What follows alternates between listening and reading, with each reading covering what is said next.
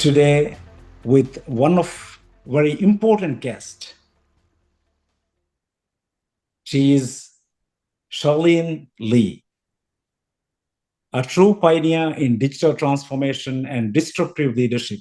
She is a New York Times best-selling author of 6 books, including Open Leadership and The Disruption Mindset, and the founder of Ultimata, a research firm that changed the way leaders think about innovation and growth. Charlene has spent over 2 decades advising Fortune 500 companies, empowering leaders to not just navigate disruption, but to embrace it and lead through it.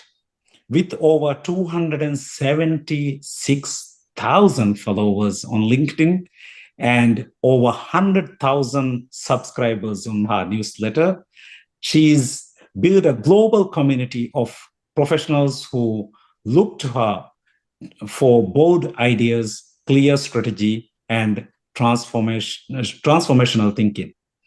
What makes Charlene work especially powerful is how deeply it resonates with the spirit of my podcast series, Unretirable. Her message is clear. Staying relevant means staying courageous. It's not about slowing down. It's about doubling down on your purpose, vision, and impact. She shows us that leading disruption isn't a phase of life. It's a mindset that keeps us growing, evolving, and truly unretirable. So, join me to welcome Charlene Li, all the way from United States. To the show, Charlene.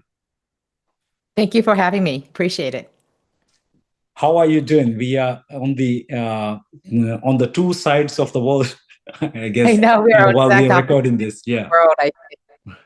So Thank you so much for staying up late to have me. Yeah. Charlene, I have been following your work very closely, and you are coming from a very good educational background as well. You are a graduate of Harvard Business School, and you have been contributing to the world of leadership in a way which really opened up my eyes. I think it is during COVID that I really started following you. And that is the time when we really needed to, that there was a huge disruption, isn't it? So, but your guidance helped actually navigate through that process as well, because it lets us. So, how did the journey started, and why you decided to take this area as a specialty? Well, I started looking at disruption right after I graduated from Harvard Business School. And I graduated in the same month that the internet web browser was created in May of 1993. And so I wanted to be able to use this technology in a way that was going to really help us understand and navigate the changes that were going to come along. So most of my classmates were going off to investment banking or consulting, and I decided to go work for a newspaper. Again, that's not the thing that most people coming out of Harvard Business School do. And the reason I did that is I said internet was going to hit organizations and really impact them. Where was it going to hit first? And I said newspapers were just prime territory. And I also believe in the purpose of newspapers in supporting a democratic and civil society. So I went to work at the San Jose Mercury News in the middle of Silicon Valley and helped put the newspaper online, helped design the first advertising banner ads that would be sold. And from there, I have just been always at the forefront of all these new disruptions. And I love being at it because I have this ability to explain really complex things and understand them and simplify them so that we can actually deal with them. That is my superpower. So I've been using it to help people understand disruption and to be able to thrive with it. Are you actually from the IT background or business background? What was your actually area of specialty when you were at university? Yeah, I do not have a technical background. I know some very old ancient HTML from my Mhm. days of putting the Mhm. newspaper online, and that's about it. I have been technical though. I have had a computer since I was 10 years old, thanks to my very curious father at an Apple II from the age of 10, and so was very comfortable sitting at a keyboard and using it. Yeah. And but I am not a technologist. I cannot code. I understand the logic of coding because of HTML, but I'm enjoying all these new tools with AI that I can actually create applications for the first time and almost code, not quite code. Yeah, that's great, isn't it? How the technology is evolving and how it is making life easy in a way, but that is also disrupting our way of work, right? You Right. also talks about the future of work and the technology and these things. How do you think this disruption mindset?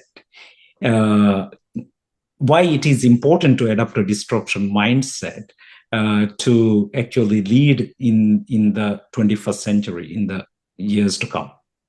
Well, again, the reason why we feel disrupted when something is changing around us is that we are displaced from where we stood. So this is the status quo of where we were. And now we've been torn away from that, either against our own intentions or sometimes by our own desire to move and change. But we feel displaced and we haven't arrived at the new future. We've left where we were before. And so we're feeling unanchored, a bit lost. And for some people, this is highly, highly discomforting. And so they want to get to stability again as soon as possible. But for others who have a disruption mindset, they use it as an opportunity to look around from a different perspective and say, oh, the world looks really different from here. What can I Yeah. learn? How can I grow from this? How do I ensure I land in a really good place so they don't try to get out of that messy middle as fast as possible? They see where the opportunities are rather than seeing it as a disadvantage of being displaced. They see it as an opportunity to look and see what things can be changed. Yeah, this is very important for this time and era, especially with the AI and all these new technologies emerging, isn't it? And I think US is really leading this change in a way. The US and we can see US and China are really leading this change. For other parts of the world, we are just following the technology or embracing the technology as it comes.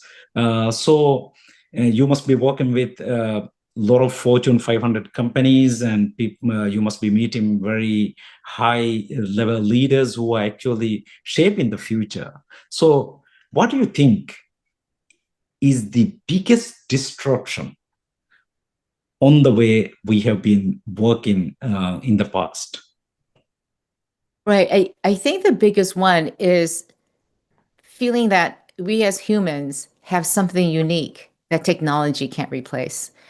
And Mhm. I can tell you that when ChatGPT came out, I was playing with it and I realized that 70% of the work that I do could be handled by AI. And that was really hard for me to accept at first. I'm like, wow, if they can do so much of what I do already, and I did some tests, I would take questions, like people like you would set me questions in advance, and I would give them to the AI, and then I would actually look at the questions I actually answered, and then give them to people without telling them which was AI, which was me, and they Mhm. graded the AI answers about 80% as good as the real answers I gave. So AI was doing a pretty good job of being me.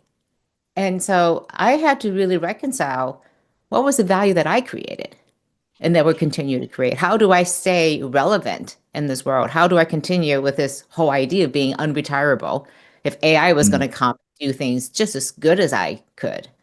And so that's a good question for all of us is how do we remain relevant in a world where AI can do a lot of things that we do, not just do, but do it better even than us? So it's an existential question that AI creates. And I think our world is changing very quickly. And yes, there are technology leaders in the US and in China, but I also see a lot of companies and organizations and even governments looking at AI as a way to leapfrog because you can create knowledge, you can create expertise where it didn't exist before, literally overnight, and lift up a workforce in a way that you could never have done before. And so I see a big disparity, not so much in technology, but in the willingness of an organization to embrace this future. I spoke with one organization in South Africa, and they said, we're going to use this as an opportunity to up-level our workforce and also to train a new workforce to come in. And our problem isn't that we don't have enough opportunities, we don't have enough people who are knowledgeable. So now we can actually have a fighting chance to advance our organization, advance our communities and society too as well. So I'm very excited about that. And you don't have to have the latest technology, but you do need to have the most disruptive mindset to challenge the way you look at the world and be able to embrace this technology. Yeah, what you mentioned, it actually, when you have that right mindset, actually, I have been advocating something called growth mindset, which I came to learn from Carol Dweck, and how that has changed the Microsoft and other companies by adopting a growth mindset. And that really encourages us to be disruptive as well, because we have to adapt whatever is coming and take that as positive. In fact, you're right. When the AI is actually helping us, what I also feel is actually it enables human potential, isn't it? Right. And I so agree with that. And my personal purpose is to catalyze transformation to maximize human potential. And so when I look at AI, I look at all the things that it could be harmful around, but I also see the benefits. And everything, there's always pros and cons. And what's interesting is the Stanford AI Index was recently published, and it found that in the United States, only 39% of people believe that AI is going to be more beneficial than harmful. That means the vast majority of people, 61%, believe it's going to be more harmful than beneficial. In China, it's just the opposite. 83% believe that AI is going to be beneficial, more than double the population. So in the US, we have this great technology, but we're very distrustful of AI. And so there are these natural headwinds. Now, I don't know what it is in the Maldives where you are or some other countries, but that is an important thing that is very individual, very specific to an organization and also to a society, to a country. So this disruption mindset about how we think about AI is going to be a big determinant in how quickly it's adopted and how quickly we adjust the way we work. So I like to say the future of work is pretty easy to imagine. If you can think about the kind of relationship you want to have with your employees, what does work look like? How do you want people to work? How do you want people to feel? If you can describe that, then you can build it. And it's our definition and our vision for what the future of work could look like that will determine the way it will look. It's not all these technologies. It's really about how we want to implement the kind of work and organizations we want to build. Yeah, when you mention it, actually, I also meet a lot of people who are actually scared of AI, who has not embraced, and who are really living with it, trying it, who are at the forefront of it. I took it very positively. I started using AI. First tool was, I think, Microsoft Copilot, and then Google Gemini, and now I have many tools which I use, and I have felt that actually now suddenly I have more time which I never had before, because now I can do things which I do, like, for example, editing a video or doing shorts out of the long form videos. This doesn't take hours and hours. Few minutes, I can do it with the help of AI. And also on the research side and other things, for example, even when I'm getting ready for this episode, I have been following you mainly on LinkedIn. So I wanted to find out what else on the internet people are talking about and what are you putting out there, and then a little bit research about you. So I went all the way to Google Gemini, deep research, and it gave me a fair report, which I was very happy with. And should I tell that I actually asked ChatGPT to write an intro for you based on that? So Why not, basically, right? It's a lot yes. easier, Yeah. faster. So actually, it is disrupting, but I don't take how I embrace. I take that as last 2 years I have been treating AI just like an intern. So I asked to do it, I train it, I recheck the work. But today, on some areas, I can actually rely on it like a reliable employee.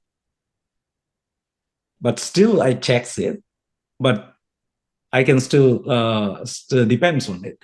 And the rate of AI development, they are saying it is about 10% per month, right? So in a year, it is going to be like 100% more efficient and more powerful, right? So we, so what does this mean to actually us humans?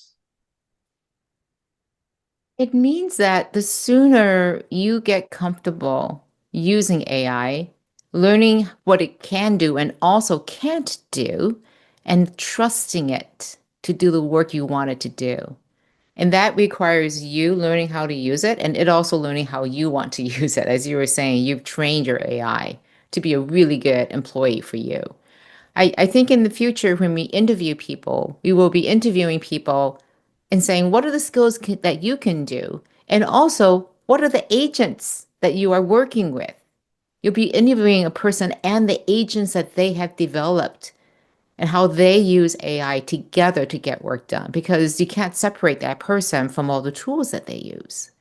Mhm. So, again, I think the fact that we come equipped with AI that a company would want to hire.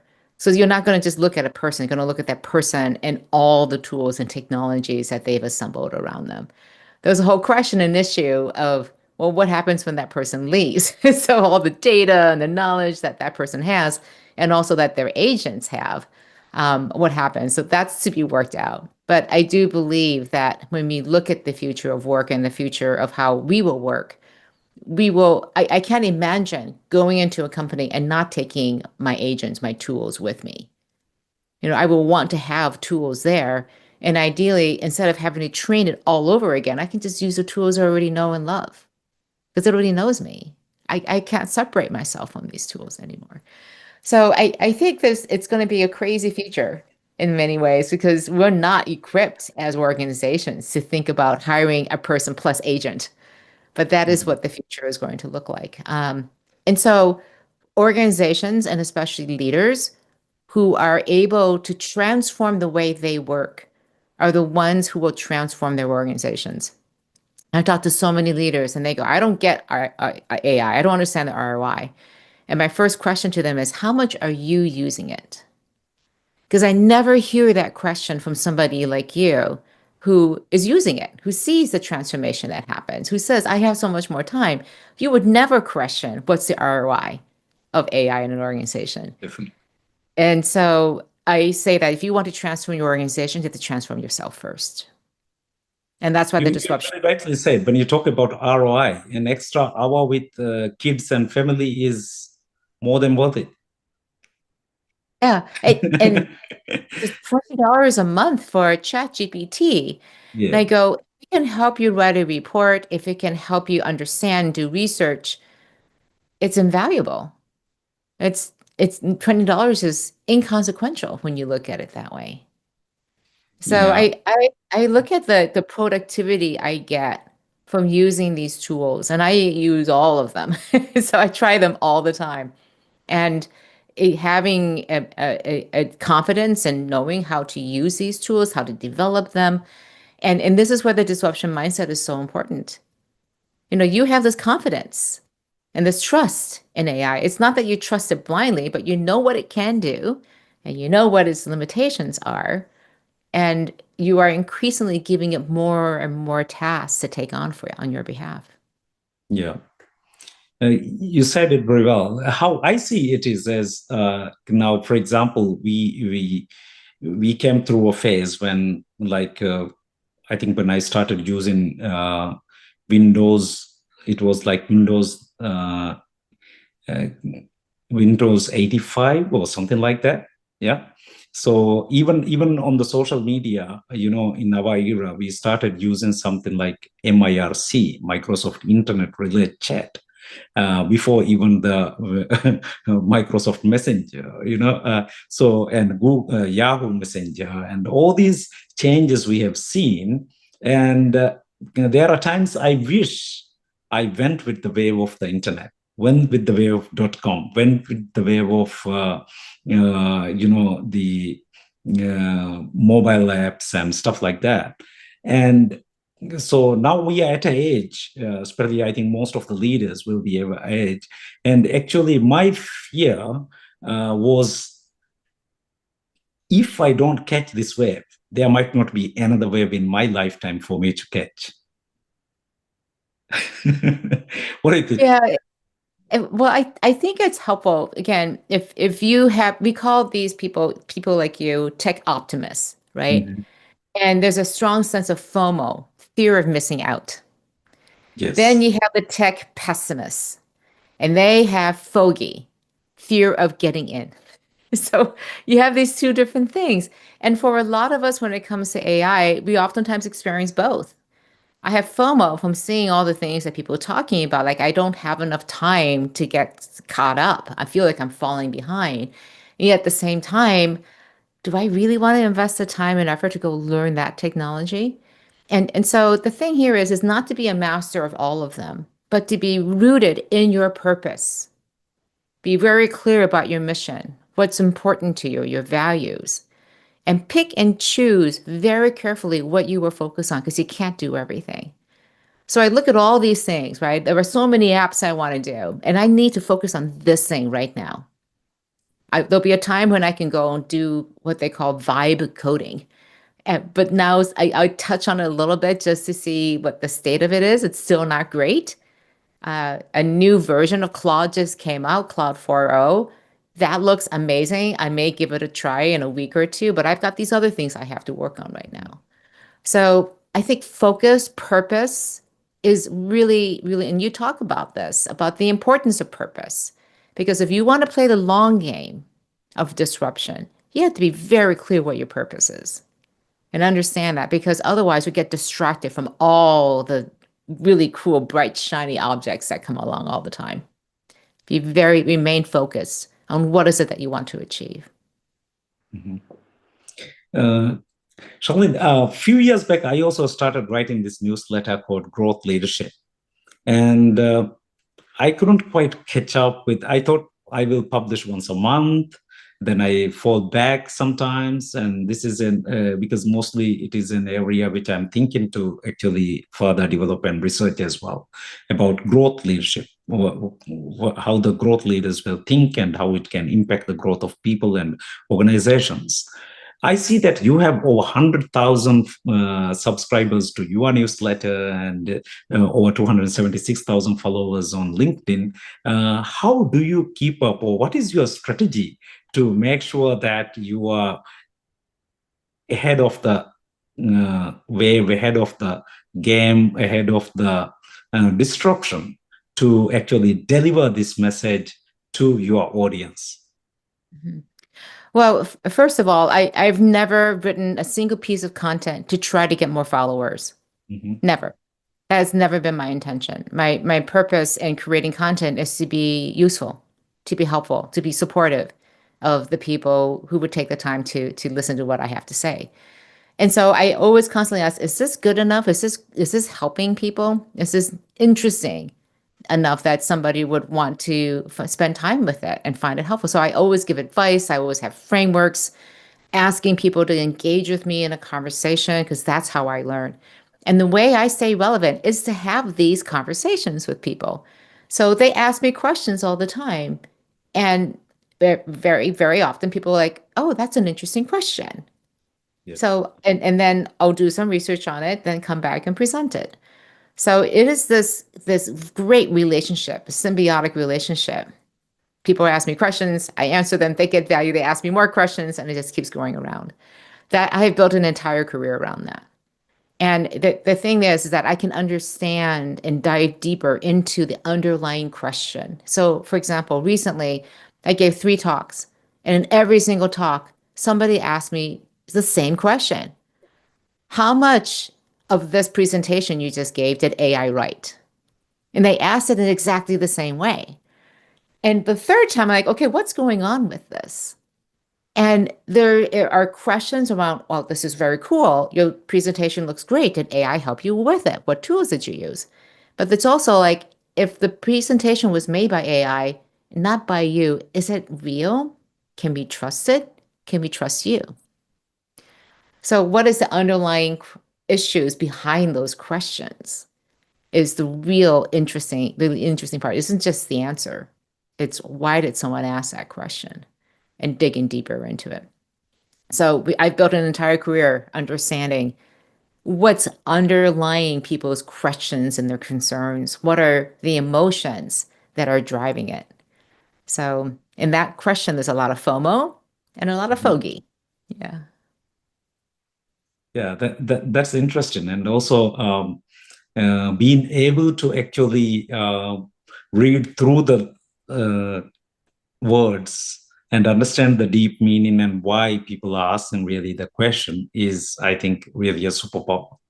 And maybe in the future, AI might be able to give us that insight as well, isn't it? Right. Exactly. as we go along.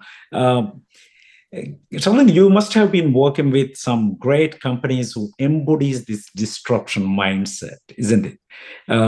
So, can you give us some examples about some of these companies and what lessons they offer for other companies to lead through change and disruption?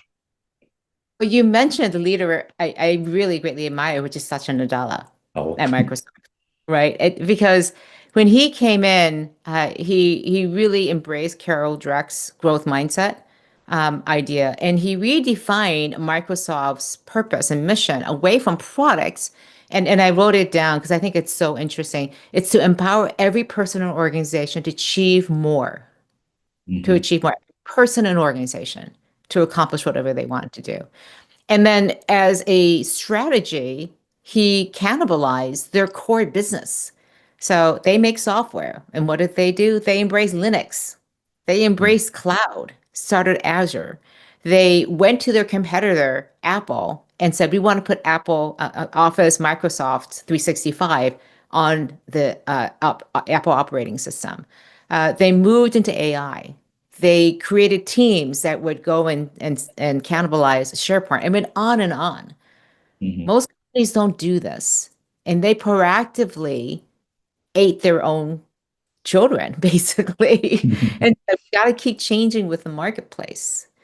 And they also, again, from a leadership perspective, Nadala is all about humility and Mhm. also strategic clarity. Like, this is what we're trying to do, but I don't have all the answers.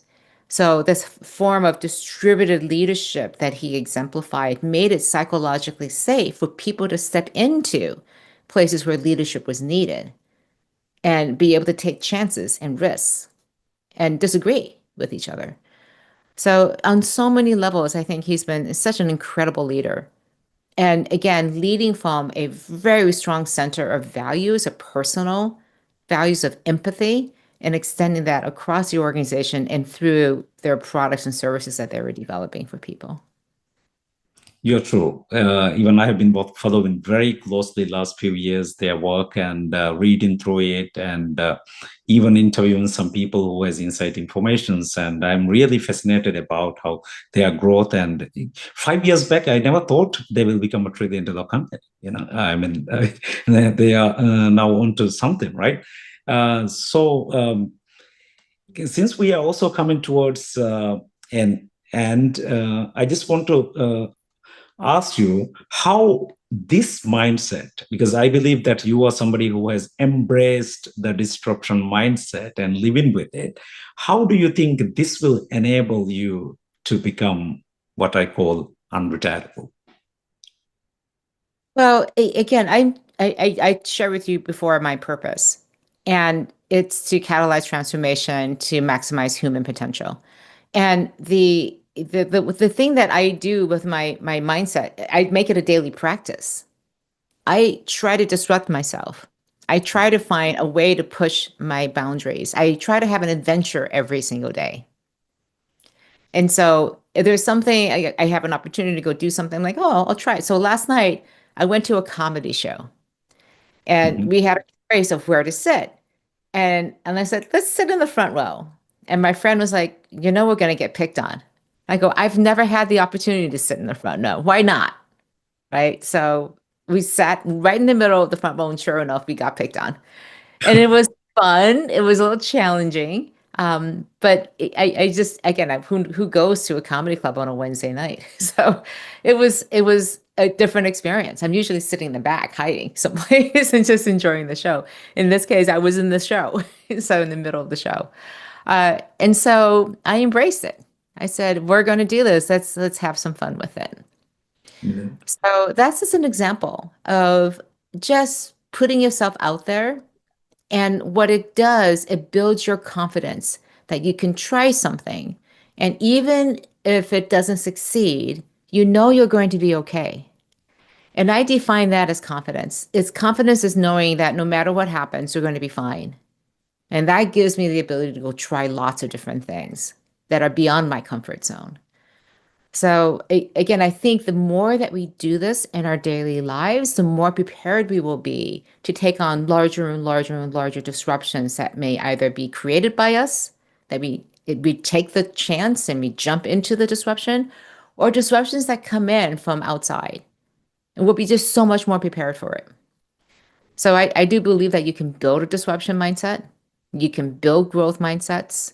It is about switching it and flipping it from looking at the worst things that could happen to say, what's the worst thing could happen? If that happened, will I still be okay? You're like, yeah, I'll be fine. And you have confidence. And that's how you move from anxiety to excitement. I mean, you're in the speaking business, and you know that the people who are the really good speakers get excited about speaking. And you know there is a whole nother group of people who the last thing they would ever do is to get on stage. Exactly. And yeah, and so what's the difference? I still feel the butterflies every time I get up on stage, but instead of feeling anxious, I feel excited. Because what's the worst thing that could happen?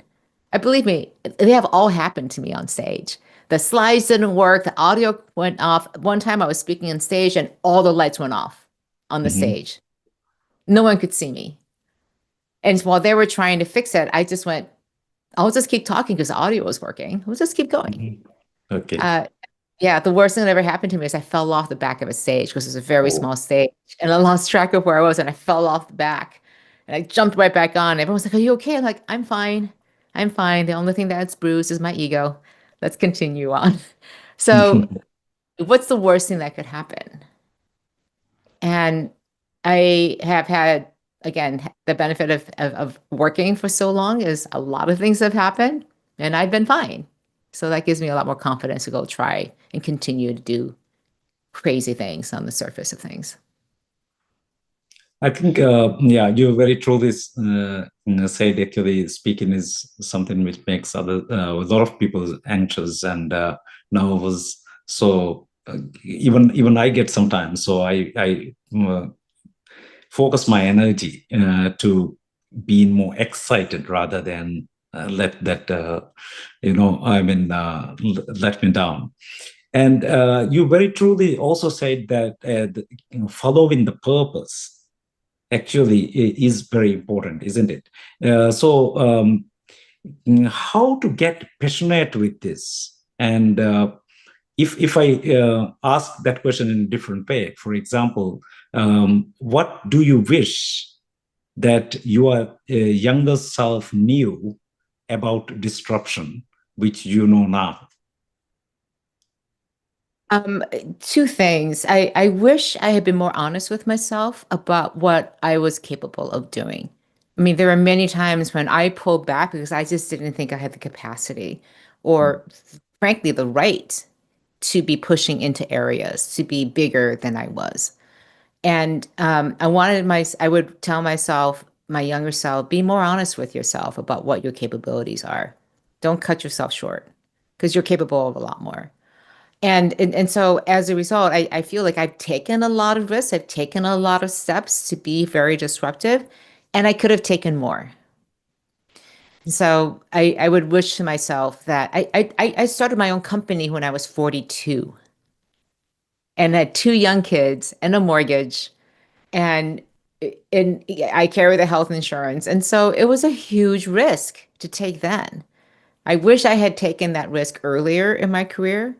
I wish that there were things I had done differently when I was running the company. I wish I'd gotten more advice. And again, all of it comes back to having confidence and knowing that I could go out there and do things and ask for help and be okay. It wouldn't look badly on me to do that. Yeah. Thank you very much, Charlene, for being on this show. Is there one last thing you want to share with our audience regarding adopting a disruption mindset and making sure you can be relevant? And I think that is the main purpose, to adopt this mindset so that you can continue as long as you wish without actually having to retire or getting outdated. Yeah, I would say, especially in the whole idea of unretirable, do not stand on the traditional definitions of what a career means. A job that you work 9 to 5, 5 days a week.